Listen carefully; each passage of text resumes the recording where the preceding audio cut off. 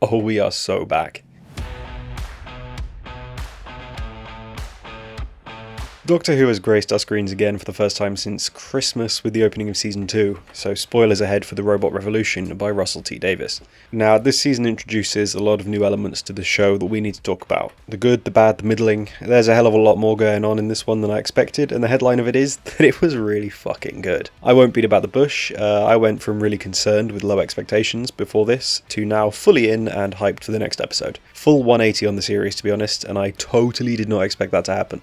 So I rewatched Season 1 in preparation for this new one, and there are some videos of it on my channel about those episodes, if you're so inclined. But generally I came away pretty disappointed, and I found my experience to be a little bit worse than it was the first time, and the first time wasn't exactly the most consistently good either. Knowing that this series was written at the same time as Season 1, and I think in fact The Robot Revolution was filmed before even The Giggle was aired on TV, so I had some valid concerns that my issues with the first series, that, everyone kind of agreed on and made clear, wouldn't be addressed here because there was no chance to implement feedback on account of the show having already been filmed by the time Empire of Death came out. But it does sort of feel like they took on the complaints people had, somehow. I'm impressed. I know they were doing reshoots recently, potentially for the finale, but that's for another spoiler-heavy video where I talk about the leaks and stuff, but that's not for here. If you know what I'm on about, you know what I'm on about. Anyway, lots to discuss, so I want to start with the technical side of things. I am a VFX man, and I was pleased. Yeah, visually this episode looks great. I'm not on the side of society that believes TV should look like this. I think that's what's beginning to kill long-form TV, but if they're going to do it, I may as well appreciate it, and I do. Yeah, I won't lie, once the Disney money leaves, I am gonna miss Doctor Who looking like this. But, we'll see. Really the only issue I have with the visuals are the green screen sections. I don't know why, but in this era the green screening has just been a bit hokey. Especially in Wild Blue Yonder from the 60th anniversaries. That was, not good. But yeah, the robots in this look great. Again, like Season 1, it was a really good mix of practical elements and CGI enhancement. I love the vaporizing effect, I love the set design, I love the robots announcing how they were going to eliminate their targets as they did it. Oh, right, yeah, this is a Dalek episode, and they either changed course while writing it or lost the rights to them before filming. Gotcha. But yeah, it looked great. I'll get to him properly in a bit, but I did love Alan being just a dumb-looking cyborg thing. It's just goofy enough to be an episode 1 villain, but not too ridiculous that, it feels like it's out of the Sarah Jane Adventures. I love those kinds of prosthetics. The standout visual moments, though, were absolutely the kaboom part when the two star diplomas touched each other. This was a really creatively shot segment, and I thought it gave off such a fun alien vibe to Doctor Who again.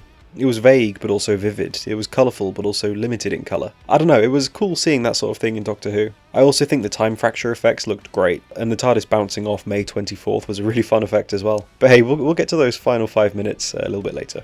There's a hell of a lot to go over in this one, so I'm just going to wipe out some of the low-hanging fruit here. Mrs. Flood, that mystery is ramping up. A lot of people may already know who she is, leaks and whatever, but the suspense building, random fourth wall breaks, randomly being the companion's neighbour every time, it's all really good. Very vote Saxon, but dialed up to 11. And I'll take it. I hope they stick the landing because I'd love to look back on all this weirdness fondly.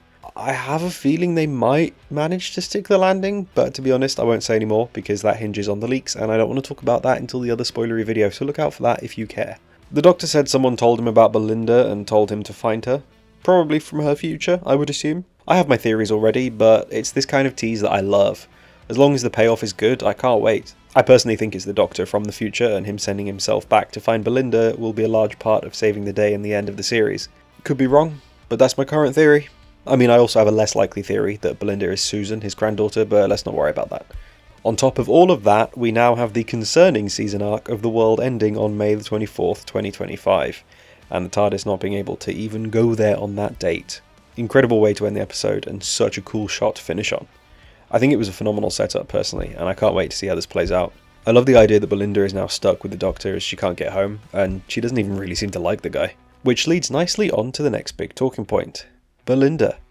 She's fantastic. She's such a great character in my opinion. From the get-go, she's really well characterised, and I feel like I already know her very well. Her being a nurse, like Martha being a doctor, is such a wonderful idea. It makes for a truly heroic companion that more often than not is going to outshine the Doctor in terms of saving the day. Obviously it's not lost on me that history is repeating itself. A 19-year-old blonde girl with no father ends up leaving the TARDIS to stay with family, albeit one of them by choice, one of them not by choice, but inevitably shows up again in the next season. Followed by a non-white medical professional that thinks the Doctor is a twat, played by an actor who previously had a role in a fan favourite episode of the previous season. Yet if the show gets renewed for season 3, be prepared for the companion to be Anita, a fan favourite one-off character that had a major impact on the Doctor's behaviour from the Christmas special between the other two companions when the Doctor was riding solo. Yeah, I mean it worked before, and it's working now, so whatever, I'll take it. But if my theories from last year about there being a god of fiction come true, it would be such a cool reveal to say that this god has been writing the Doctor in circles and recycling stories for him. Could also use that as an excuse for the crappy reveals in season 1. Anyway, I'm getting off topic. Belinda is great, and her attitude towards the Doctor is such a breath of fresh air.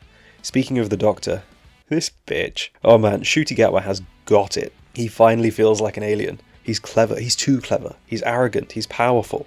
This is who the Doctor is, and oh good god, does Ncuti Gatwa have his own take on the Doctor nailed down now. Those final 5 minutes in the TARDIS were amazing. The look on his face when he realised he was no better than Alan, that his usual charm and mild manipulation wasn't working on Belinda, his inauthentic apology followed by a sanctimonious laugh with that dangerous smile. God damn! That was one of the best written Doctor and companion moments we've ever had, I think. In that moment, the Doctor was genuinely a bit scary. His facade was seen, his true colours came out just a bit, and he tried to mask it. It was small, and it was subtle in some ways, but god, that was so the Doctor to me, in a way that season 1 was really missing. I absolutely love the ending. While I hope Belinda and the Doctor do get on properly as the show goes on, and I'm sure they will, I hope to see some conflict like this again between them. And I want to see the darker side of Ncuti Gatwa's Doctor a hell of a lot more as well. But there is more to this episode, known as the actual story. I thought it was great.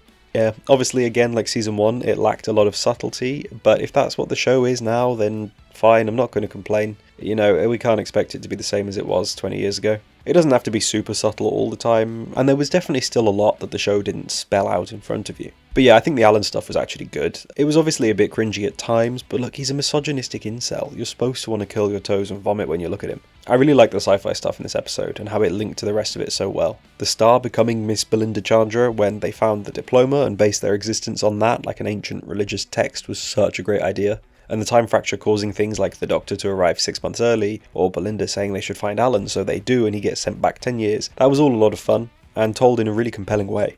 As the twists came in, I was sufficiently surprised. You know, not jaw to the floor, like holy shit, Yana's the master kind of thing. But, you know, the little flashback explaining that Belinda was the reason Alan was there, it was fun and it worked really well. Obviously the great AI generator turning out to be Al was incredible. I don't care that it's corny, it served the story well enough and it was fucking hilarious, so I'll take it. I also like the notion this episode serves up of AI going wrong and being bad when it's the right-wing incels behind it, guiding it, teaching it, etc. Because at the end of the day, not all AI is bad, and we know this. We've had artificial intelligence for years.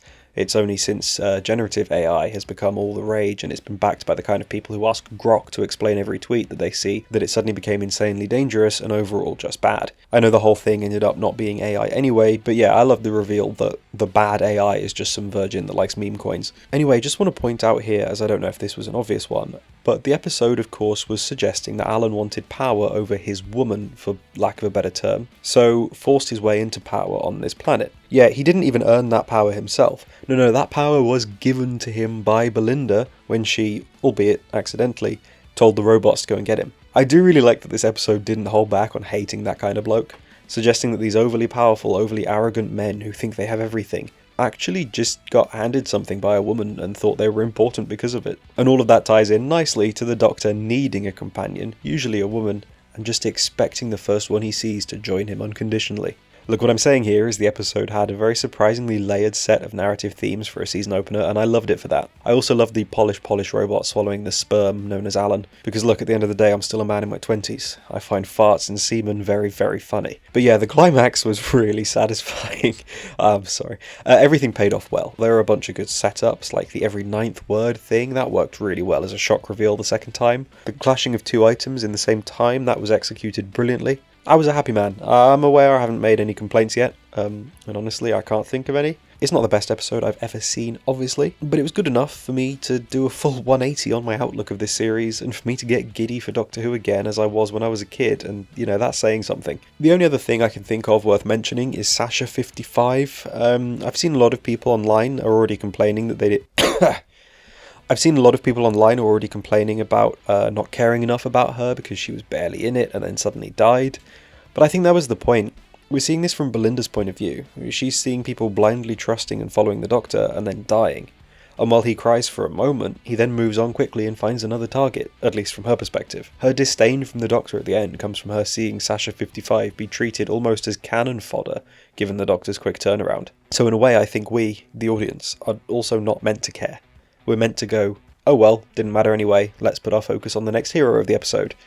I don't know, I could be wrong, but I found that Sasha 55's death and the way it was handled to be pretty sensible. It helps add to the notion of the Doctor being very alien to Belinda, and the audience. At the end of the day, the companion should be the audience surrogate, and we should also be seeing the Doctor as an unstable alien who behaves in mysterious ways.